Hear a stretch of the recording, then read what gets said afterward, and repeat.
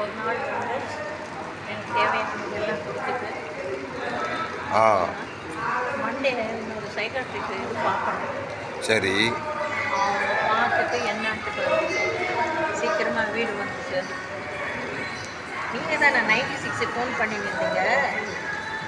நீங்கள் நம்பரே எடுக்க மாட்டீங்க. என்ன இது நம்பர் எடுக்கல?